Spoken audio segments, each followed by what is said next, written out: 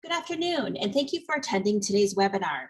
My name is Jennifer Cooley, and I am the Education and Outreach Manager for the State Historical Museum.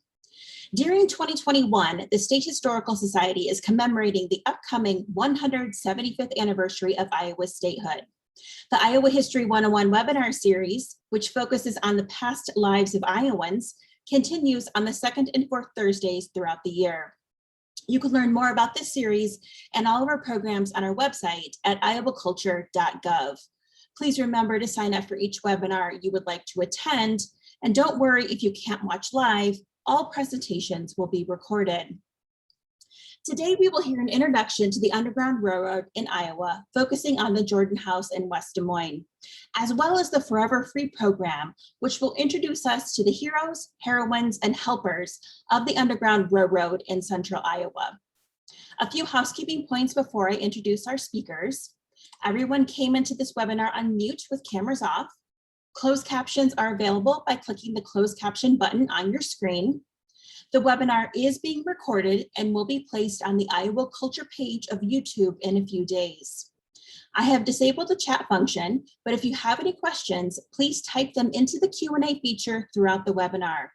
My colleague Matt Beyer is watching that feature and will prepare a list of questions for the speakers at the end of the presentation. But please note, we may not be able to get to all of the questions. Now I'm pleased to introduce our speakers in the order they will present.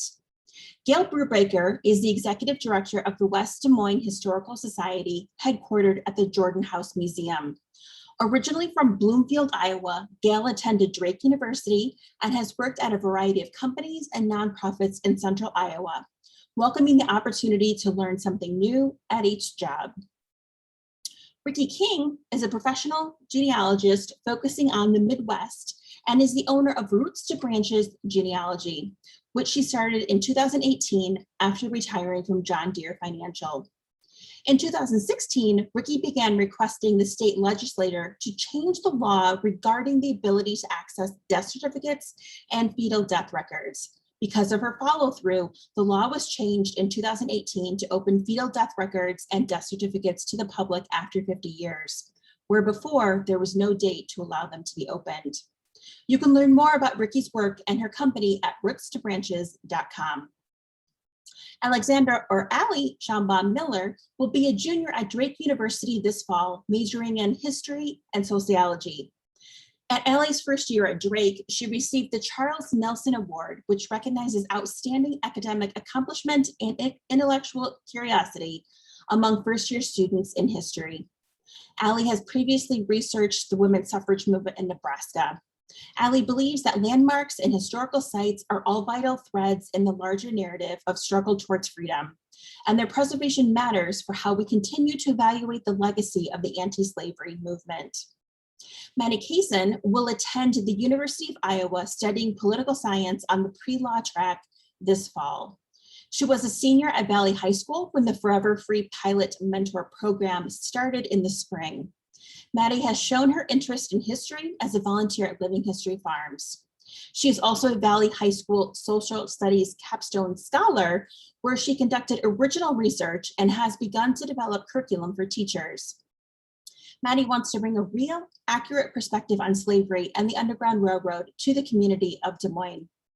And now I'm very happy to turn over the webinar to Gail to kick us off. Thank you so much, and welcome. This is really exciting. Last year, the West Des Moines Historical Society celebrated our 50th birthday, so we're moving on past a half century. I'd like to talk to you a little bit about the basics of the Underground Railroad here in central Iowa, and then we will turn it over to the experts on the Forever Free program. Next slide, please, Allie. Thank you. Just a little bit of background. The West Des Moines Historical Society was again formed in 1970, specifically to save the historic home of James C. Jordan. We are the only central Iowa stop on the Underground Railroad that is open to the public on a regular basis. We provide education and outreach to thousands of visitors every year. And starting in the end of 2020, we began offering a lot of virtual education for school groups, and that will continue at no charge to them. Next slide, please. We are a volunteer-based organization dedicated to community enrichment through education, preservation, and celebration of the history and heritage of West Des Moines. All right, we're going to go on to the Underground Railroad. Next slide. So what was the Underground Railroad? The Underground Railroad as a concept certainly existed before the Civil War, but the name was created in 1831 when a slave owner was hunting a freedom seeker who disappeared. The slave owner was said to comment that it was like he just dropped down into the earth and went underground. It was really a network of secret routes and safe houses like the Jordan House that helped thousands of freedom seekers reach safety in Canada, Mexico, and other countries. The variety, the number of people that were an important part of the Underground Railroad, including men, women, the formerly enslaved, indigenous individuals, white abolitionists, all were part of this fight for freedom. Next slide, please.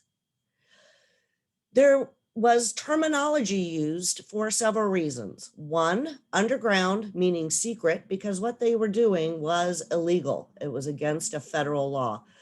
And the railroad terminology really came around because railroads, including the cross-country railroad, was a very important part of the conversation and people's thoughts at the time. So if you were doing something that was illegal, such as helping a freedom seeker who might be hiding in your barn, you would not want to talk about that openly. So you could use terminology such as conductors, station masters, and referring to the freedom seekers as cargo, as a way to get messages, both verbal and written, passed between stations with less chance of being caught by the federal government. Next slide, please. After the Compromise of 1850, it was no longer safe for free people of color to live in free states, which this map which is part of the Underground Railroad display in the Jordan House, shows as green states. The law was really stacked against freedom seekers and abolitionists. For example, judges were paid a higher fee when these court cases came to determine if a person of color was in fact a free person or a freedom seeker. If they said that the person was legally compelled to be taken back down south to enslavement, they received a $10 fee. They ruled against the slave catcher, they were paid $5. So it was really a stunningly unequitable situation for those who were freedom seekers and the abolitionists. Next slide, please. Underground Railroads routes went north to Canada, which I think we've all learned about, but we have learned recently through research that Mexico was a really useful destination for enslaved people in the Deep South. Mexico outlawed slavery in 1829, and there was a very strong abolitionist movement in Texas, which then led to some of the tensions that built up to the Civil War. Next slide, please. The vast majority of freedom seekers self-liberated. These brave men and women and children took it on themselves, took the opportunity to run north or south to freedom.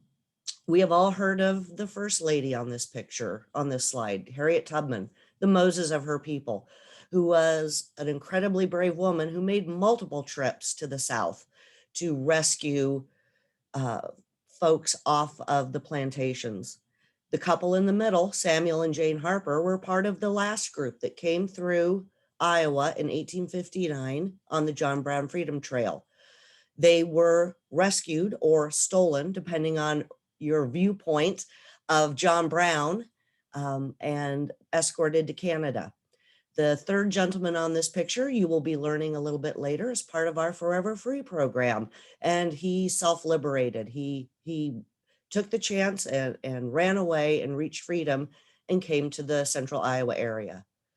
It is really hard to tell exactly how many people reached freedom as part of the Underground Railroad, but the best estimate is 100,000 formerly enslaved individuals escaped in about 10 years. Next slide, please. I am sitting here at the Jordan House, which is the home of James Jordan, who was the chief conductor for the Underground Railroad in Iowa, in central Iowa. If you come to the Jordan House on one of our tours, we will certainly talk more about his story. Next slide. We are part of the John Brown Freedom Trail. So we discuss what the journey was like for the freedom seekers and Mr. Brown and his gang that went to a farm in Missouri and rescued or liberated a group of 12 formerly enslaved men and women. Part of our discussion is always, is he famous or infamous? So that is certainly a topic for further discussion. Next slide, please. But if you want to know more about the John Brown Freedom Trail and the amazing rush across the state of Iowa, there is a fantastic map and day-by-day countdown of their travel across, going from Civil Bend to Davenport. So I encourage everybody to take a look at this website and learn more about the John Brown Freedom Trail. Next slide, Allie. We also really do a deep dive into the stories of women in the Underground Railroad. Many of the stories that are told are just stories of the men. So we do have an exhibit here that tells the stories of 4 amazing women who were part of the Underground Railroad and risked imprisonment, houses being burned down, physical harm, all in the fight for freedom. So it's something we're really proud of here at the Jordan House Museum. Next slide. So this is my contact information, and I welcome any inquiries about Iowa history or the Underground Railroad. And now my colleague Ricky King is going to talk more about the Forever Free program and specifically what she and her 2 students have discovered this year. Thank you, Gail. And I want to welcome everyone today as well. And just another shout out to Drake University. I am also a graduate of Drake. So there's 3 of us on this presentation from Drake. The reason I got involved with the Forever Free pilot program was because I didn't know much about the Underground Railroad and the burials at Woodlawn Cemetery of the freedom seekers. Because I didn't know much about the connection between Des Moines and Central Iowa played in the Underground Railroad, I was a little hesitant about taking on the position. But I did know, had visited Jordan House. I knew a little bit about it, but so I went on and did it. I was asked to help mentor a student. I ended up with 2 of them, which I'm glad. I thought about saying no, again, as I said, because I didn't know much, and how could I help a mentor on a subject of something I didn't know about? Instead of saying no, I took the opportunity to help my students, Allie, Maddie, and myself, grow our knowledge of Iowa history and learn more about Iowa's Underground Railroad activities. I believe in Barry Jorgensen's vision. He's the one that is the head of the Forever Free program. And and how he thought about the right path to go on. He says he likes to coordinate a multi-generational community effort to enhance the education, documentation, and preservation of the Underground Railroad. If you are a relative, if you know of a relative that was on the Underground Railroad, please let us know. And they could be in any capacity. We're trying to connect, tell the story of the Underground Railroad, people who have passed, but also bring it to current day with their living descendants or relatives.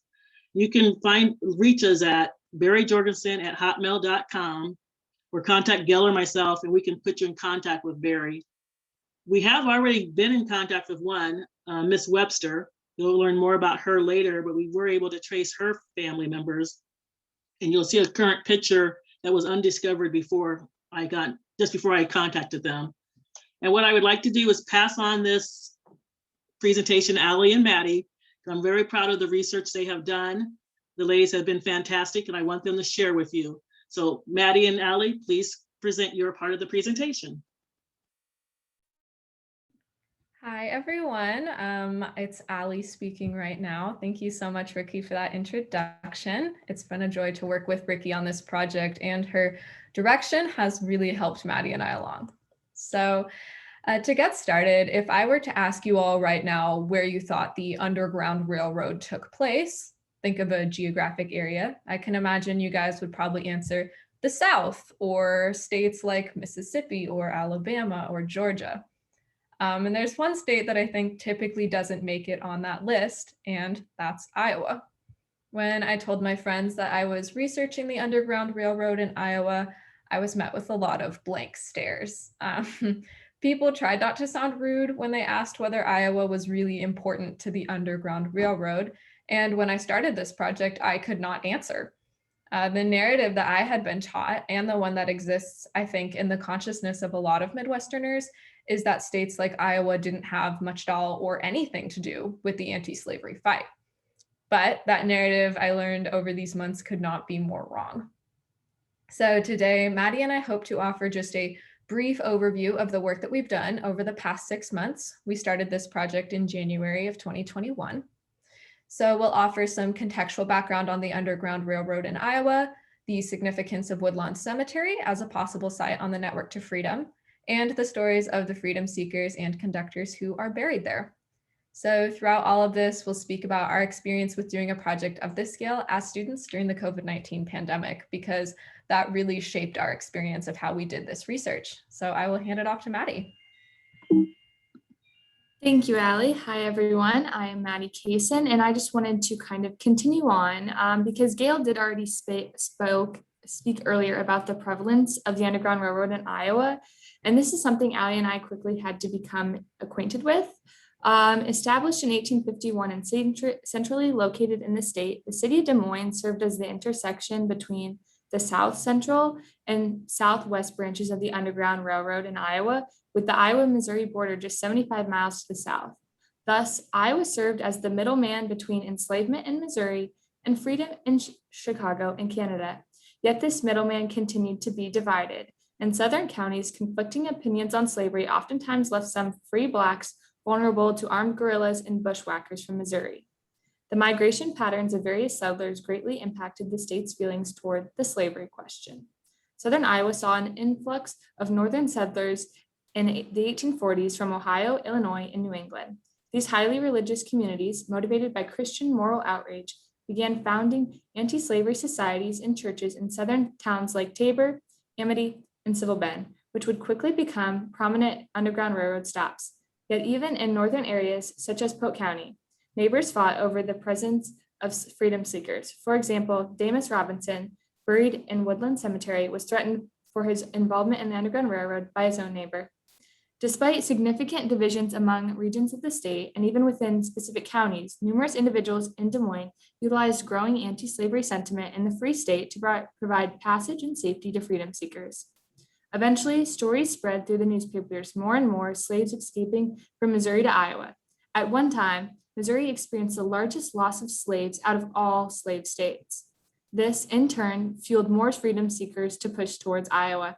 In light of its ideal location and diverse set of individuals dedicated to the abolitionist cause, Des Moines served as an overlooked yet integral stop on the Midwest network to freedom. Its legacy is immortalized at Woodland Cemetery, where numerous underground individuals are laid to rest. Forever Free exists as a program to uncover and preserve this history for future generations, and not only to preserve it for those generations, but to have us actively participate in that preservation. Forever Free engages high school and college level students in work that only typically seasoned historians and professionals will do. In-depth research with primary sources, submitting work to a federal agency, and more. And to top it off, we did it all during a pandemic. First, it's important to go over what the Network to Freedom is actually about and how Forever Free necessarily contributes to that. The Network to Freedom, founded in 1998, is a program run by the National Park Service to preserve sites connected to the anti-slavery movement, including places of rebellion, monuments, cemeteries, or anywhere else that offers significant historical memory of freedom seekers. Currently, the network has preserved over 680 sites, many of which were added by ordinary people in the public. The Network to Freedom accepts nominations of sites that have verifiable association with the Underground Railroad. A very thorough application is completed.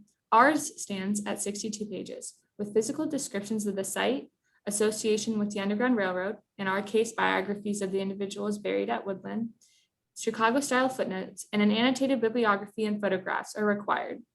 Recognition of the sites after a nomination allows for many benefits: national acknowledgement, eligibility for federal grant funding, and promotion of historical preservation for smaller communities who would otherwise not be able to complete projects of this scale. Forever Free, an independent project, was started in 2010 by Barry Jurgensen, who was teaching honors U.S. history at Arlington Public Schools in Arlington, Nebraska at the time. Mr. Jurgensen found the lack of Midwest sites on the Network to Freedom to be alarming.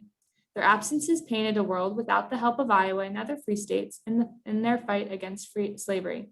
Starting in his classroom, Jurgensen began to change the narrative as his students filled out the same reports and conducted similar research that Ali and I have also completed over the last 6 months. Over a decade, his classes would add 19 sites to the national listing of the Network to Freedom.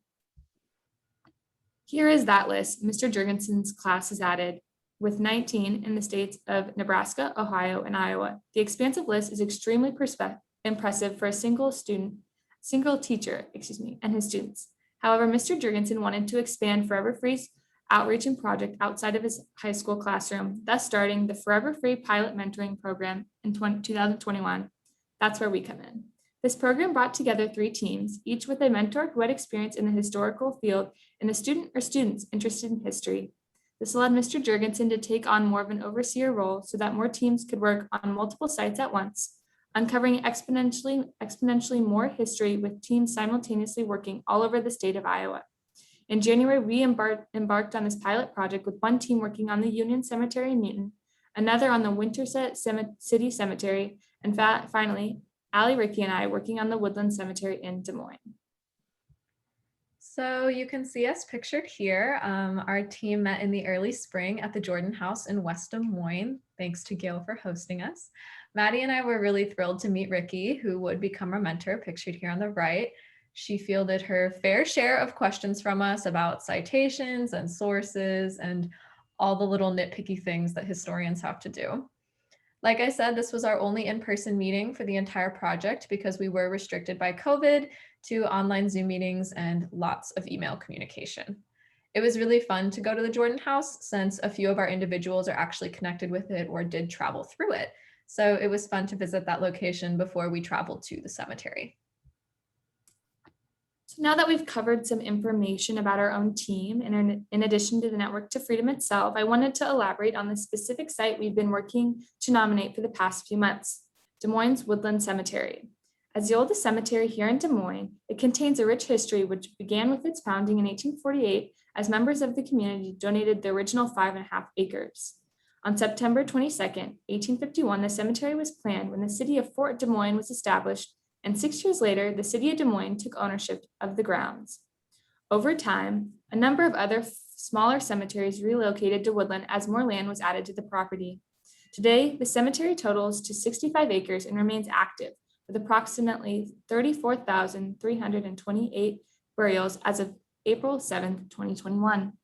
What was most intriguing for us, however, is that Woodland Cemetery is the known burial site of more than 10 individuals involved with the Underground Railroad, including the 11 we referenced today, 7 freedom seekers and 4 conductors.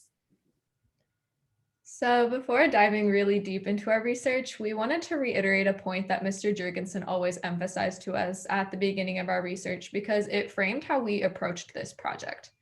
There's this big misconception that the history of the Underground Railroad can't be recovered because it doesn't exist in writing. And we found that this just blatantly isn't true. While the extent of the railroad wasn't understood at the time necessarily, the notion of a network to freedom, like Gail said, can be found in newspapers and other publications in the 1800s. Conductors were regularly arrested, there were court cases, things published in newspapers. In the 1890s and in the 20th century, we see an eruption of fascination with the network to freedom. A lot of the conductors and freedom seekers were towards the end of their lives, and the obituaries published provide a wealth of new information about the network, plus additional projects that were done at the time by historians who were interviewing these freedom seekers and conductors. Maddie and I really found ourselves relying heavily on these obituaries and trying to record or trying to verify information that was recorded in them. We found that the Underground Railroad is an easy history to do. It requires really reading between the lines and making assumptions based on context. But we became interested in this project because we wanted to know what doing history is actually like. After over 100 hours of research, we like to think that we have a pretty good idea of what that job is. So with that context in mind, we can finally transition to the part of the story that I think you guys are here for. We want to hear about the freedom seekers who are buried at Woodland. There are 7 known freedom seekers buried at Woodland Cemetery. And we found this really interesting because it shows that Des Moines wasn't just a stop on the network as individuals traveled up from the South to places like Chicago or Canada, but many of these individuals made their permanent homes in Iowa, taking advantage of agricultural opportunities and settling in and around Des Moines. They raised their families here. Some of their relatives still live here, and that's a really powerful legacy. So Henry Bell, you guys might recognize this picture because we actually got it from the Jordan House. Gail showed it earlier. He was the first individual that I wrote a full biography on, and his story was just kind of delightful to uncover. I was really stunned by the amount of information that I found about his life in Iowa newspapers, a lot of it coming from obituaries, like I talked about, that heralded his life in Des Moines. So Bell was born in Virginia in 1811 to an enslaved family. When he was 16, he was sold to a new master whose name was Tom Bobbins. They then moved to Alabama. It was here that he met his wife, who he would later be buried next to. Bobbins wanted to move to Missouri around sometime in the 1820s, but Henry was determined to stay with his wife and his children, who lived at a nearby plantation. This is something that we see a lot in history, enslaved families torn apart when one of the parents or some of the children were sold. So it's really remarkable that Bell was able to stay with his family. Bobbins agreed to sell Henry to another man in the area. So Bell would later recall the extreme violence he experienced on this plantation. He was often beaten, and later in his life, he called his master the meanest man who ever lived. Still, we see some fascinating bits of his life when he was there. In October of 1862, he was living on a plantation near Corinth, Mississippi, and he found himself in the midst of the Second Battle of Corinth. He fed and cared for the sick and wounded, notably helping some soldiers from the Iowa Regiment. Some later sources would say that it was Bell's encounter with these Iowa soldiers that drew him to settle in the state. So after the Battle of Corinth, Bell's story gets kind of messy. You can see here a newspaper article on the left that I included, which has one version of how he came to Iowa. I actually encountered 4 versions of how Bell and his family got from Mississippi to Des Moines, each of them overlapping, but also sometimes contradicting each other. It's impossible for us to know which story is true. All we can do as historians is infer from the evidence that is provided. And this was a lesson that Maddie and I both encountered a lot of times as we did our research. Doing history isn't like the textbooks. There's not one version of events that you can say, this is exactly what happened. History can be messy and it can contradict itself. And that was a hard but good lesson. So one claim that we found argued that Bell earned enough money to purchase his freedom, while another stated that he was freed by the Lincoln Proclamation and came to Iowa at the end of the Civil War. The most likely story, however, which is the one that is referenced in this article, is that Bell escaped enslavement and utilized the Underground Railroad to Iowa. We found 3 separate newspaper articles that refer to this escape, one of them even referencing a stop at the Jordan House. So once Bell came to Iowa, he engaged in farming and remained in the city till his death.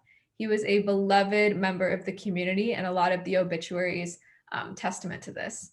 He attended events hosted by the Colored Old Settlers Association, including an annual picnic with Jefferson Logan and Isaac Brandt. You can see that article on the right. Both of these individuals were buried at Woodland and also will be spoken about later in our presentation. So it really felt kind of serendipitous to see 3 of our Woodland individuals appear in the same newspaper article. So this was a really fun moment. Bell's health began to decline in 1905, and he died in 1909 at the age of 97.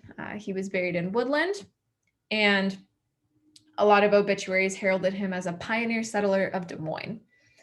I really found Bell's story pretty remarkable, and it's quite clear after piecing it together that from like dozens of newspaper articles that it's pretty clear if one is only motivated enough to take the time to find it.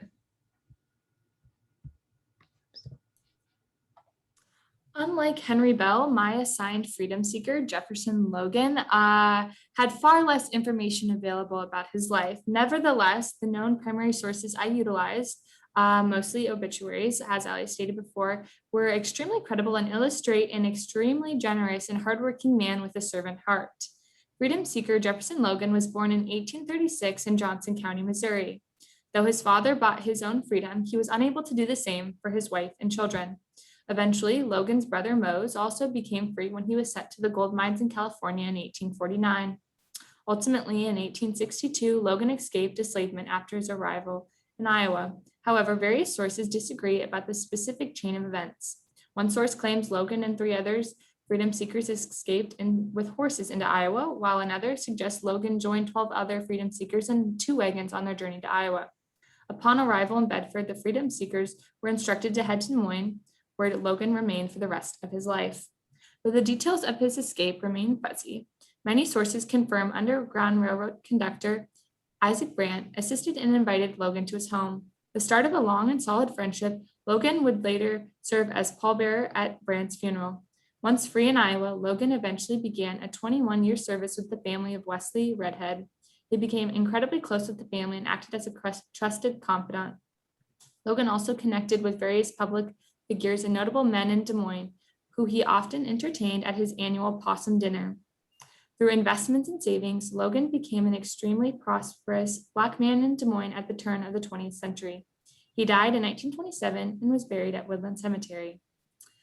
In addition to Ali and I conducting a lot of our research, our mentor Ricky actually participated in research as well, which I think was a fun experience for us all, especially with her background in genealogy.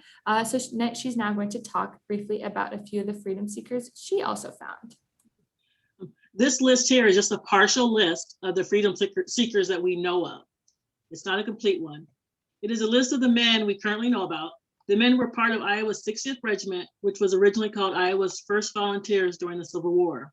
Some of our freedom seekers had self-liberated before the war, yet others self-liberated during the war by joining Iowa's 60th. Levi Donaldson on the far right is unusual among the men because he enlisted as a substitute for Kempton J. Bartlett from High Point in Decatur County, Iowa. That's the only, out of all the ones I checked their Civil War pension records or enlistment records, he's the only one I found that was a substitute. And we used the Civil War enlistment records to verify these guys were actual slaves. In researching the Civil War enlistment records from our list of freedom seekers buried at Woodlawn Cemetery, I came across the 2 forms here, which is called the Colored Volunteer Descriptive List. These are the only 2 examples I found from Henry Harrison on the top and Preston Jackson on the bottom. This was a great find. This is where my family history research really had me wanting to really trace down these people. And I tried finding Preston Jackson's family, was unable to find them, living relatives.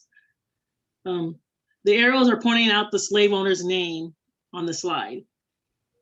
And it says the form states the person claimed to have been a slave of, and then that's the name. It says Henry Shelby for Henry Harrison.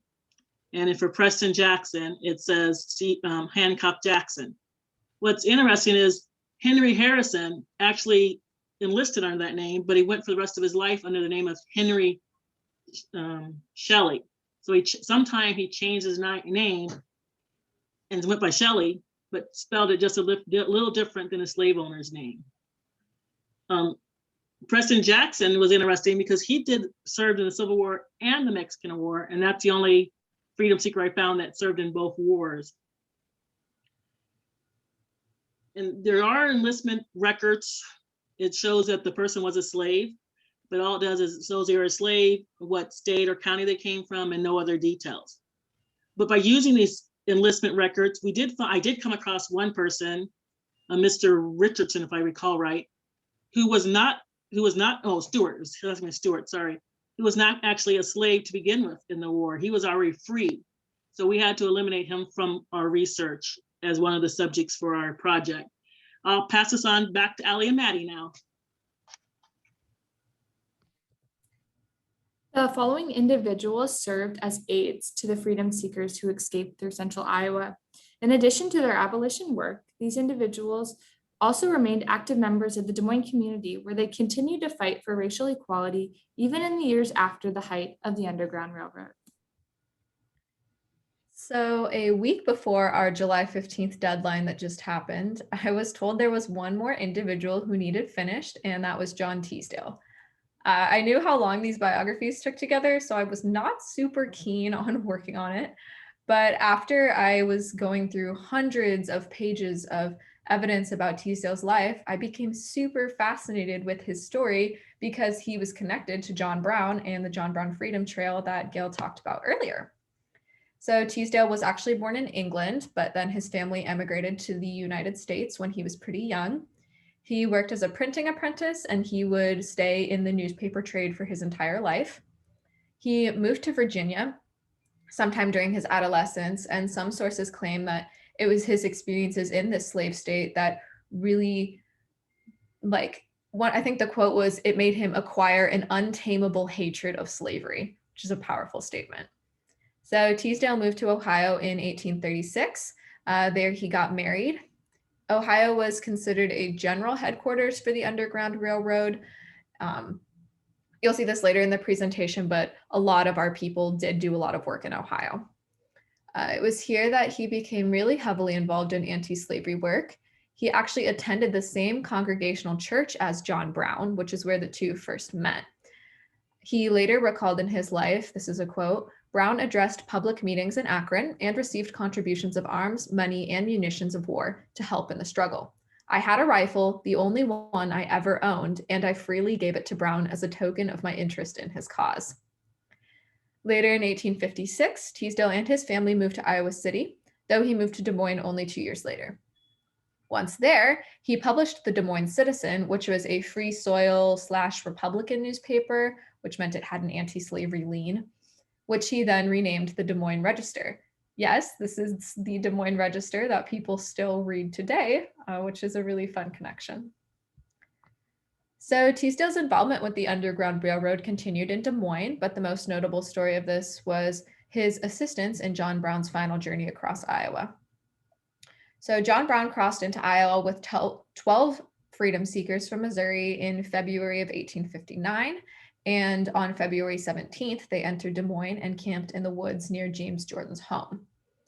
Brown and a man named John Henry Kagi went into the city to seek safe passage across the Des Moines River. They didn't have any money to do so. They were basically broke at the time.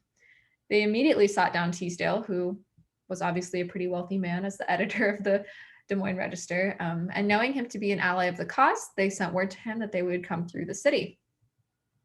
So you can see here on the left, this was actually an article we found that was written by John Teasdale about his experience with John Brown. And when I found this, I was so excited because to hear about that experience in his own words was really, really exciting.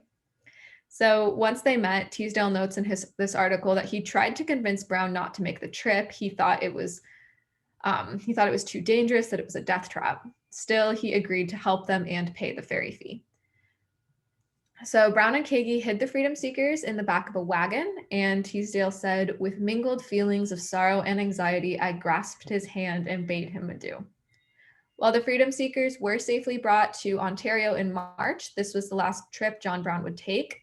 In October of 1859, Brown and his band of men raided Harper's Ferry in Virginia. That name might sound familiar, the Harper's Ferry raid from some of your AP US history classes in high school. And in December of 1859, Brown was hanged. So Teasdale had actually written editorials in the Citizen that you can still find today asking for mercy in Brown's case. He stated, "His death can add nothing to the security of the slave property. The spectacle will deepen and widen the tide of public feeling that is now settling against slavery." A lot of people say that the Harper's Ferry raid was one of the inciting incidents of the Civil War, and to see this Iowa connection is really, really interesting. After the final episode with John Brown, not a lot is known about Teasdale. He did die on July 21st, 1882, and was buried at Woodland Cemetery. You can see his headstone here. His involvement with the Jordan House, John Brown, and the Des Moines Register, and so many other influential people and places in Des Moines made this a really remarkable story to work on. I had very similar feelings that Allie did with Teasdale, with my own Underground Railroad conductor, Isaac Brandt. He was originally born on April 7th, 1827 in Lancaster, Fairfield County, Ohio, which again was the general headquarters of the Underground Railroad. As the 12th child of David and Martha Brandt, Isaac received only a common school education prior to entering the shoemaking trade. He opened his own shoe shop, and then in 1849, he married Harriet Wisely. In 1850, the newlyweds moved to Indiana, and then in 1858, they moved to Des Moines, Iowa. Although specific dates remain relatively unknown, many sources identified Brandt as an ardent abolitionist and personal friend of John Brown as well. In addition to his home, Cherry Place, and on the east side of Des Moines, serving as a station on the Underground Railroad route through Iowa, central Iowa. Often freedom seekers would come there after going to the Jordan House. One source claimed Brandt housed Brown 3 times on his trips through Des Moines, yet many also recalled a specific time where Brandt and John Brown shook hands over a white gate as Brown left Brandt's home to transport a few freedom seekers. Even in his later years, Isaac Brandt kept the very same white gate. Beyond his abolitionist efforts, Brandt inserted himself into the Des Moines community in numerous fashions from his first arrival in 1856 to his death in 1909. Specifically, from 1890 to 1894, Brandt served as postmaster of Des Moines after President Harrison delegated the duty to him. In this position, Brandt appointed more people of color than any other postmasters prior, a continuation of his passion for racial equality. Then, at the age of 82, Isaac Brandt died due to a stroke at 11:30 p.m. on the evening of September 12, 1909, in his home in Des Moines. Brandt was the first person that I researched, and then I researched Logan after, as the two are kind of a tandem pair after many known connections between Brandt housing Logan during his escape from enslavement in 1862, all the way to their connections with advocacy for racial equality in Des Moines later in the 19th century. Brandt's story is one of great ambition and passion for equality, as he assumed varying levels of leadership all throughout his time in Des Moines and almost immediately after he even moved here, which I think is so fascinating because, like Teasdale, it's very admirable that he received only a common school education, but the greatest trait he received of all was the one of freedom and bravery to fight for those with less than he had. So unfortunately, we don't have any photographs of Joel P. Davis, but I did include a map of where he did a lot of his work, which I said was in Ohio. These are some of the routes on the Underground Railroad there. What fascinated me about Davis's story was it shows the intersection of activism that existed in the 20th century. I am a student of American women's history. That's the area that I like to focus on.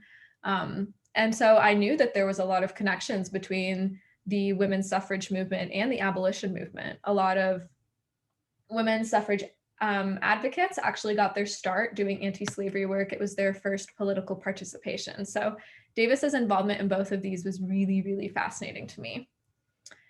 He was born in Ohio to 2 parents who were both conductors for the Underground Railroad.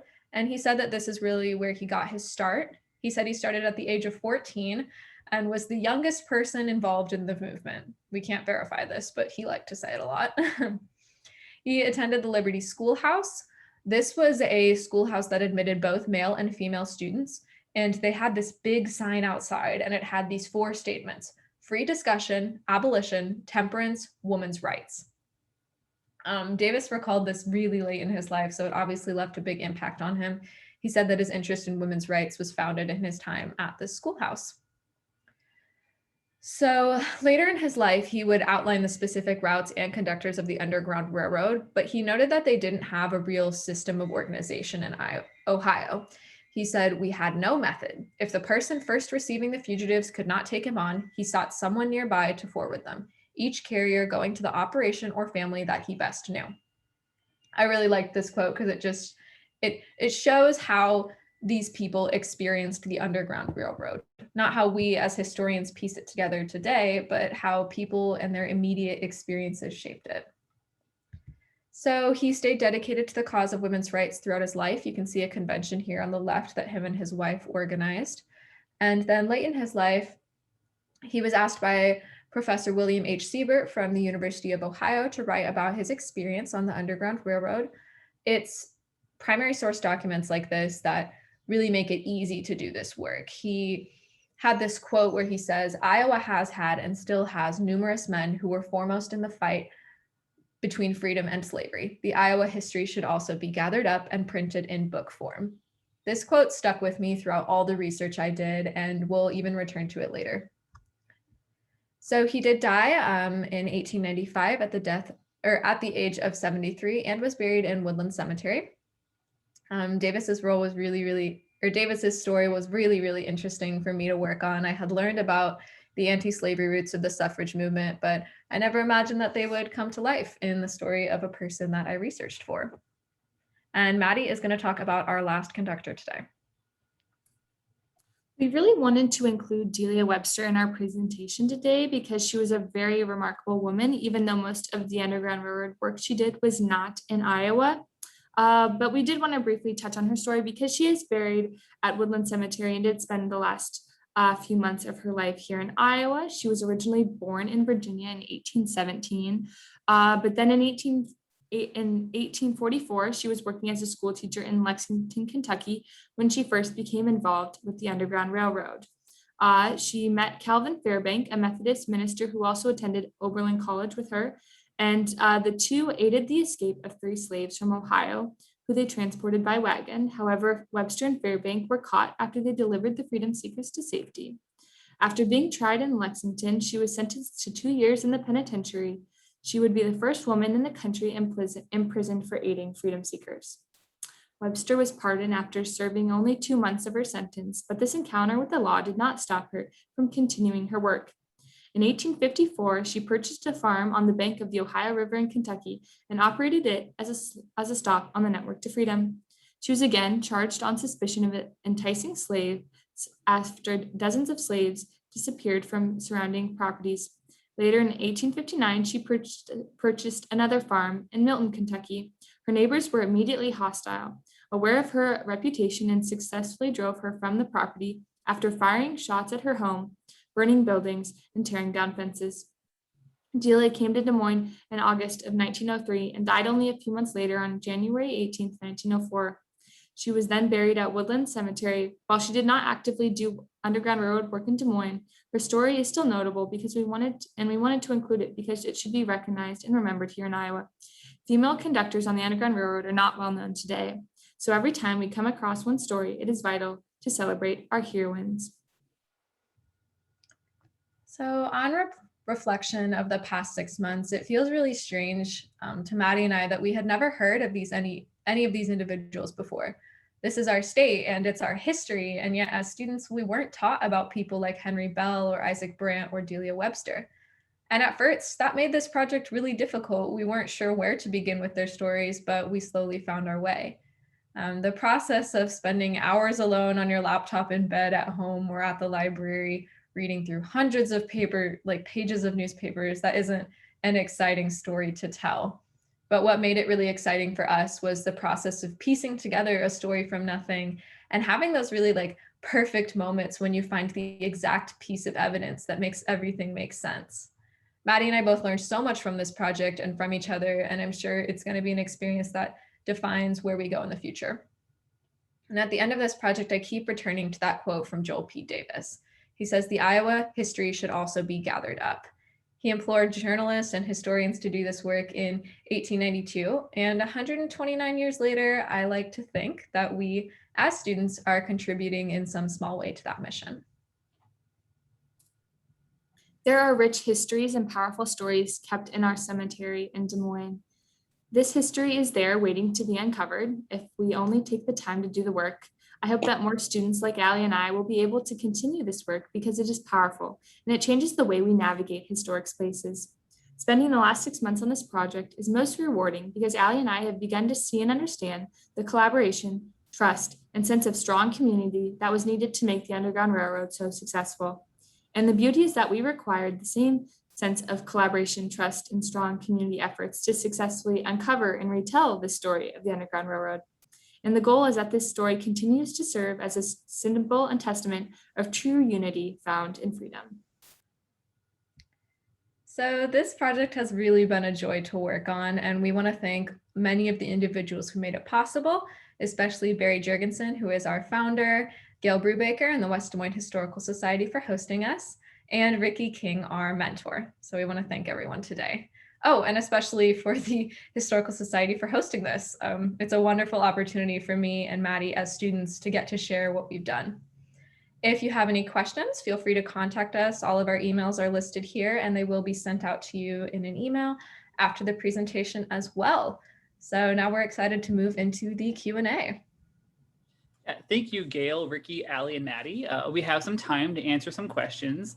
However, before I pose our first question, I want to remind our participants that you can still submit your questions to the Q&A feature. We are on a schedule though, so please note we may not be able to get to all the questions before the end of the webinar. So let's kick it off. This first question is for Allie and Maddie. You mentioned that obituaries and newspapers were helpful in your research, but what other research and documents did you use to find more information? And then a second part, do you have any favorite primary sources? And we'll start with Allie. Some other ones, not super interesting, but we had to use a lot of census records. So marriage certificates, birth certificates, death certificates, those were all important. A favorite source, I'm not sure about that. Anything that I could find that was written by the individual was my absolute favorite. Those are the most valuable to us. And so there's Delia Webster actually wrote a whole book. I think it's like a 70-page pamphlet of her experience with the Kentucky trial and being imprisoned. And that's a really interesting resource to read, to hear it in her own words. So I really like that one. Yes, we also had to use a lot of secondary sources, especially to gather up that historical context of Des Moines and in Iowa and the Midwest as a whole.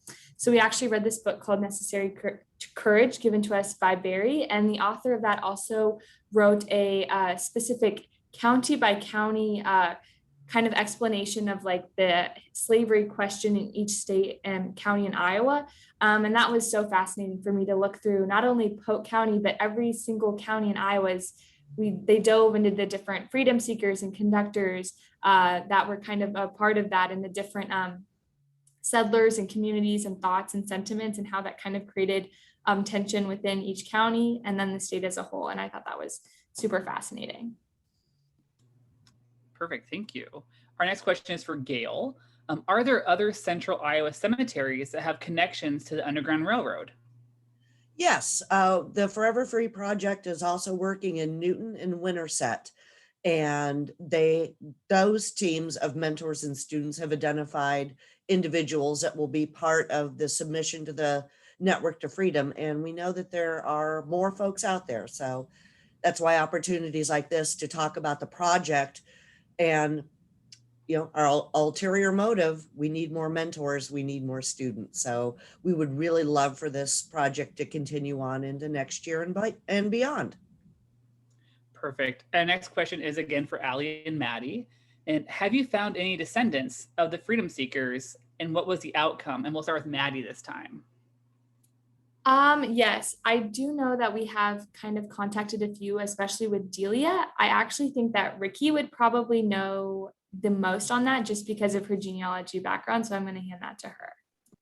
Yes, we found the descendant of Delia. It's her first cousin's line that we found. And that picture that you saw next to Delia's name, that was a picture they provided to us that they recently found from another relative of theirs. And they're looking to come to Iowa in September, August, so they can see her headstone that they just got placed during the pandemic. So that was a new headstone for her. And I thought I had found another relative, but they're saying they're not, Jefferson Logan. And from what my research is, they really are, but they have no clue that they're related, and I couldn't get that connection for them. So, but that's the fascinating part. We want to find those relatives. So please reach out if you know of anyone. Perfect. Thank you, Ricky.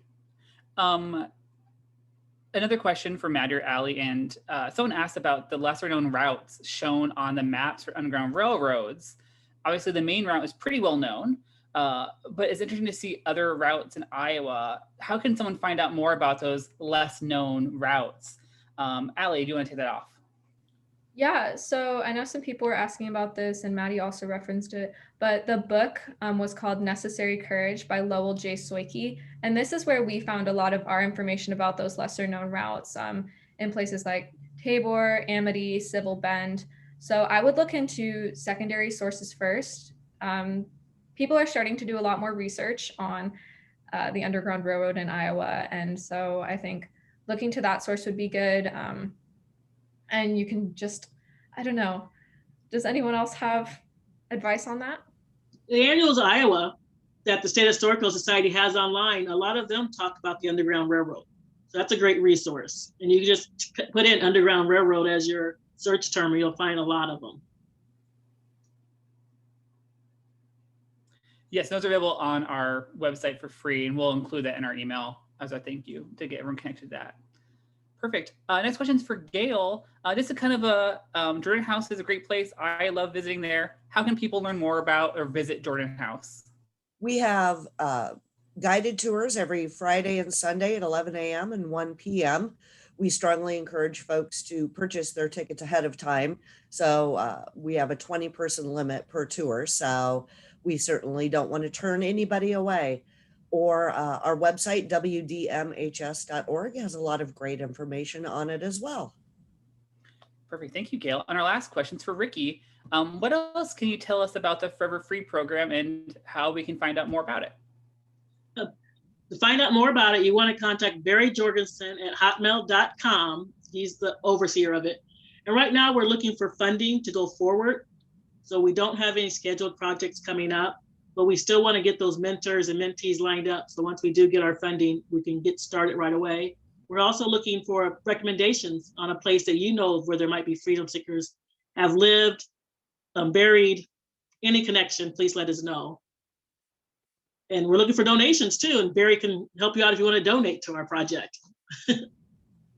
Perfect. You guys are doing great work. And with that answer, we'll bring the webinar to a close. But I think we all can agree this has been a very informative lunch and great work, everyone. We had some congratulations sent through the chat, so thank you guys. Also, thank you to everyone joining us today. We hope everyone can join us and sign up for our Iowa History 101 webinars that take place on the 2nd and 4th Thursdays throughout the year. There are many great stories from Iowa's past to tell in the upcoming months. Now, for more information and to register for future webinars in this series, check out our website at iowaculture.gov. This webinar and past presentations are available on our website as well. And while you're there, you can look into some of our other fantastic digital programs, such as the Goldie's Kids Club activities for young historians, or watch video recordings of the Iowa Stories series, which is hosted by our Iowa City branch. Thank you all again for joining us today and have a great afternoon. We look forward to virtually seeing you here again Thursday, August 12th for our next Iowa History 101 webinar. Thank you, everyone.